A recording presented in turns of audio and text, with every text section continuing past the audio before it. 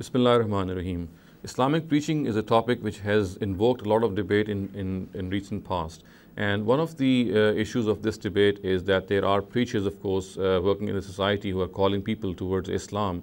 And they also think that it is their position and status to threaten people with divine punishment if these people do not mend their ways. And they think that it is a right which they have by virtue of what is mentioned in the Quran. And we know that in the Quran we find there are a number of nations to whom the Rasuls of God or the messengers of God were sent, and they threatened their nations to extinction, and they threatened them that if they would not accept faith, they would be wiped out from the face of the earth. So we know, for example, from the Quran that the nations of Thamud and Ad, and similarly the people of Lot and the people of Noah, all of them faced these punishments. And so therefore, on the basis of this, it is concluded by some of our preachers of today that if they too are able to successfully deliver the truth to their nation, to their people, and if they do not accept the truth, then they also might invoke the wrath of the Almighty, and this also might make them face these disastrous punishments.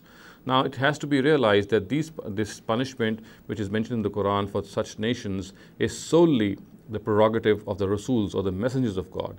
The Quran says that the Rasuls of God or the messengers of God are people who communicate the truth conclusively.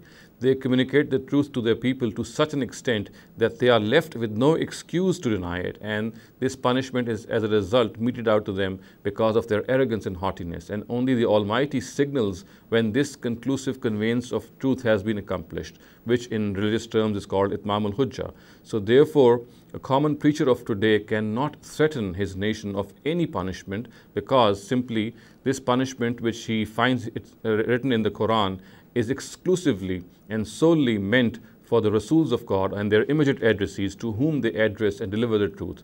So therefore, we have to be very certain, we have to be very clear-headed in this regard, that preachers of today, they have to keep on calling their people towards Islam. They have to keep on calling them to reform themselves, to mend their ways, and in no way can they threaten their people to extinction. They cannot threaten their people that they will be extinguished, they will be wiped out like previous nations did, because that was, as I said, solely a law of God which relates only to the messengers of God, and it has nothing to do with common preachers of today. Today, a preacher has got to continue with his job till his death. He has to call people to whatever he is calling to, of course, regarding reforming themselves, regarding mending their ways, but he must realize that in no way and in no circumstances is he authorized by the Quran or by Islam in any way to threaten his nation by saying that if they do not mend their ways, then divine punishment will descend upon them, just as it did in the cases of earlier nations to whom the Rasuls of God or the messengers of God were sent.